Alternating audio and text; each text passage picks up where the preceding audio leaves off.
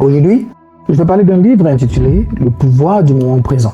S'il y a une seule vidéo que vous devez absolument regarder sur YouTube, Facebook ou TikTok aujourd'hui, c'est celle-ci. Parce qu'elle peut vous aider à résoudre de nombreux problèmes comme celui de la surréflexion, la dépression, l'inquiétude, l'anxiété, etc. Les idées contenues dans ce livre sont assez difficiles à comprendre et à accepter. C'est pourquoi nous vous demandons d'écouter attentivement cette vidéo jusqu'à la fin avec un esprit ouvert. Chapitre 1. Vous n'êtes pas votre mental. Votre corps est une machine puissante équipée de tous les outils. Comme tout autre outil, vous devez utiliser vos outils avec précaution et la remettre à leur place lorsque vous avez terminé. Si vous utilisez un outil sans arrêt, il va se briser, on est d'accord. Cela semble être une règle simple à respecter, n'est-ce pas? Mais nous oublions toujours de donner du répit au plus puissant des outils qui est notre mental. Il y a une conversation constante dans notre mental. Comme par exemple, qu'est-ce qui va se passer si je ne trouve pas de travail? Qu'est-ce qui va se passer si je ne réussis pas l'examen? Ah, j'ai faim. Que devrais-je manger en rentrant chez moi?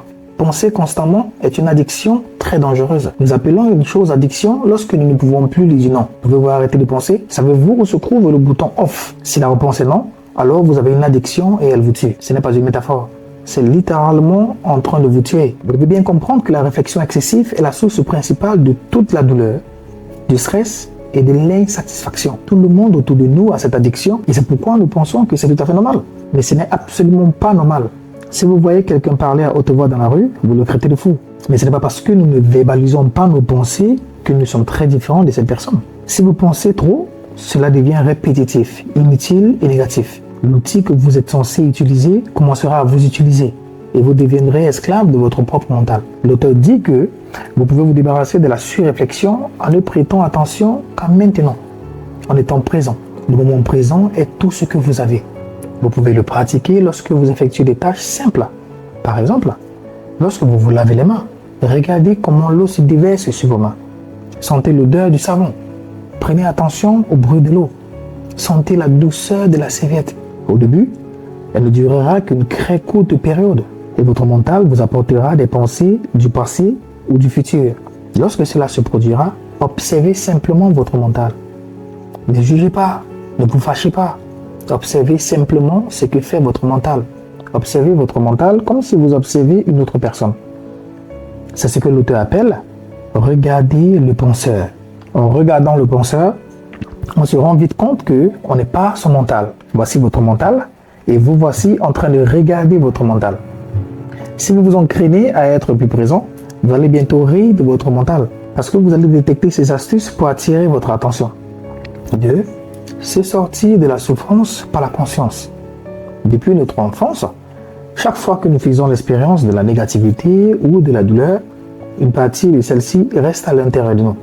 Au bout d'un moment, il s'accumule et se transforme finalement en un monstre. L'auteur appelle cela un corps de douleur. Chez certaines personnes, le corps de la douleur est actif en permanence. Chez d'autres, il y a certains mots ou certaines choses qui réveillent le corps de la douleur. Parfois, vous dites quelque chose de très simple à quelqu'un et il se met très en colère et devient même violent. Vous le regardez et vous ne pouvez pas comprendre pourquoi un mot aussi simple l'a mis en colère. Je suis sûr que vous avez déjà eu cette expérience une fois dans votre vie. Quelqu'un dit juste un mot, un simple mot, et toute votre journée est gâchée. Vous devenez très dépressif ou en colère pour toute la journée. Si la réaction émotionnelle est beaucoup plus importante que les événements ou les mots qui vous ont fait sentir mal ou en colère, sachez que c'est le corps de la douleur qui réagit. Le corps de la douleur n'est pas vous. C'est un monstre distinct qui vit dans votre corps et qui se nourrit de votre attention. Il essaye toujours de s'identifier à vous, mais il n'est jamais vous. Le corps de la douleur fait partie de votre ego, qui est une fausse identité créée à partir des expériences extérieures. Nous avons presque tous le corps de la douleur. L'important est de l'attraper avant qu'il ne se manifeste et ne prenne le contrôle. Si vous êtes présent, vous pouvez la sentir quand elle apparaît. Parfois c'est un sentiment très dépressif. Parfois c'est de la colère. Et vous imaginez sans cesse comment vous pourrez battre quelqu'un. Et parfois c'est de la peur. Donc, lorsque la douleur du corps s'éveille, restez là et observez-la. Ne la jugez pas et ne l'analysez pas. Au moment où vous reconnaissez que c'est le corps de la douleur qui est en train d'agir et que vous commencez à le regarder, il ne peut pas vous contrôler. En étant présent, vous mettez de la lumière dans l'obscurité et le corps de douleur ne peut pas vivre dans la lumière de la présence. Si vous n'y croyez pas, laissez-nous faire une petite expérience. Je vais m'arrêter de parler pendant quelques secondes et pendant ce temps, observez votre mental et dites-moi quelle pensée vous vient à l'esprit en commentaire.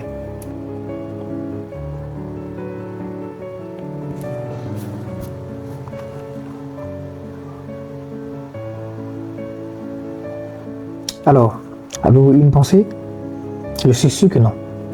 Même si vous avez eu une pensée, il vous a probablement fallu un certain temps avant qu'une pensée ne vous vienne. C'est le pouvoir du présent. C'est être présent.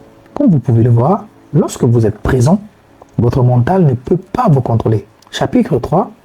Plongez dans le moment présent. Le temps et le mental sont inséparables. Si vous retirez le mental de l'équation, alors le temps disparaît. Le passé et le futur sont comme la lune. La lune n'a pas sa propre lumière. Elle reçoit la lumière du soleil. De la même manière, le passé et le futur reçoivent la lumière du présent. Il n'y a pas d'autre temps que le moment présent que vous vivez. Une fois que nous aurons compris cela, nous pourrons utiliser le temps comme un outil pratique. Les auteurs appellent cela le temps de l'horloge. Par exemple, si vous voulez atteindre un objectif en un an, vous utilisez ce temps à des fins pratiques. Mais si vous pensez constamment au but final et que vous oubliez le moment présent, vous utilisez alors le temps psychologique. Le temps psychologique sont les souvenirs de notre passé et les projections pour notre avenir. Si vous n'en avez pas conscience, vous finirez par vivre dans le temps psychologique. La source de tout le stress est basée sur la réflexion de ce qui s'est passé dans le passé et ce qui se passera à l'avenir. Je vivais dans le futur. Je voulais juste en venir au fait dès que possible. Parce que je pensais que le passé était nul et que l'avenir me rendrait plus heureux. Quand on vit dans le futur, on écarte le moment présent. On cesse d'en profiter. On commence à vouloir ce que l'on n'a pas et on ne veut pas ce que l'on a déjà ou on le néglige. Ce qui crée une contradiction et on commence à détester la vie. Comment cela fonctionne-t-il dans votre vie? Est-ce que tout le travail que vous faites est un moyen d'arriver à une destination? Avez-vous l'impression que si vous obtenez ce poste, vous serez comblé? Avez-vous le sentiment que si vous atteignez votre objectif, vous allez être plus heureux? Attendez-vous toujours que quelque chose se produise pour vous sentir complet? Accéder à une destination ne mène jamais au bonheur. Laissez-moi vous donner un exemple. Disons que votre plus grand objectif est d'escalader le mont Everest. Serez-vous heureux si un hélicoptère vous emmenait et vous déposait au sommet de l'Everest? Je suis sûr que la réponse est non. Le bonheur ne consiste pas à atteindre le sommet ni à rester au pied de l'Everest. Le bonheur est dans le périple. Le bonheur est dans le moment présent. Donc détendez-vous. Gérez le moment présent qui est devant vous. Vous résoudrez le problème futur quand le temps viendra. Donc ne laissez pas votre mental prendre le contrôle. Si tous vos pensées disparaissent soudain au bout de quelques jours, votre mental commencera à créer de nouveaux problèmes. Pourquoi? Parce que pour créer des problèmes, notre mental a besoin du temps. Par exemple, si soudainement un animal sauvage saute dans votre chambre, cela devient un défi. Vous pourriez courir ou vous blesser, mais ce n'est pas un problème. Parce que pour faire de quelque chose un problème, il faut toujours du temps. Donc, que votre mental y réfléchisse et l'identifie comme un problème. Si vous n'êtes pas encore convaincu, pouvez-vous répondre à cette question? Pouvez-vous me dire quel problème vous avez en ce moment? Pas dans une heure, pas demain. Qu'est-ce qui ne va pas en ce moment?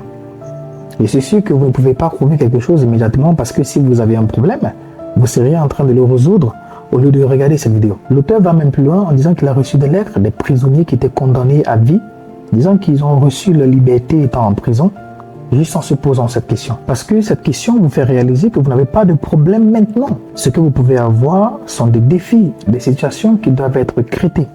Cela peut être quelque chose de difficile à comprendre. Mais si vous parvenez à comprendre cette explication, cela pourra changer beaucoup de choses pour vous en positif. Personnellement pour moi, cette partie du livre a été vraiment un momentum, le moment fort de ma lecture. Alors, concentrez-vous sur le présent. Tout d'abord, commencez à être présent avec des petits exercices, comme lorsque vous cuisinez en attendant l'ascenseur, ou lorsque vous prenez une douche, mais commencez à passer plus de temps dans le moment présent. Vous pouvez également commencer à méditer 10 minutes par jour, ce qui peut aussi vous aider à voir comment votre mental vous trompe. Très souvent, vous allez vous rattraper vous-même lorsque vous ne serez plus présent. Le moment où vous réalisez que vous n'êtes pas présent, vous devenez présent. Cette réalisation est déjà un grand succès. Si vous pensez que beaucoup de personnes ou tout le monde devrait voir cette vidéo, alors s'il vous plaît, aimez, partagez afin que YouTube le montre à un plus grand nombre de personnes. Je vous demande surtout de faire ça parce que je suis intimement convaincu que tout le monde devrait regarder cette vidéo et désormais commencer à prendre conscience du pouvoir de leur moment présent. Parce que tous les problèmes qu'ils ont sont juste fictifs. qu'au bout d'un moment donné, la fiction devient une réalité. Si vous êtes d'accord avec moi, alors partagez cette vidéo. Likez-la et donnez-nous un commentaire mignon parce que ça montre à l'algorithme que nous faisons un bon travail et ça va nous recommander à d'autres personnes. En réalité, je me fiche que personne ne regarde mes vidéos sauf celle-ci. Parce que à quoi c'est le succès ou la productivité si vous vous sentez malheureux, inquiet, stressé et ne profitez pas du moment présent. Je vais laisser le lien du livre dans la description au cas où vous voudrez le lire. Merci beaucoup d'avoir regardé cette vidéo. Et retenez très bien que lorsque vous êtes souriant, optimiste, positif, vous êtes 31% plus intelligent. Mais lorsque vous êtes le contraire, donc vexé, pessimiste, avec un visage froissé, vous êtes 31% plus bête. C'est Chris Voss qui l'a dit dans son livre que nous avons résumé, qui s'affiche actuellement sur l'écran de cette vidéo. Donc si vous voulez aller plus loin, vous pouvez cliquer là-dessus. Portez-vous bien.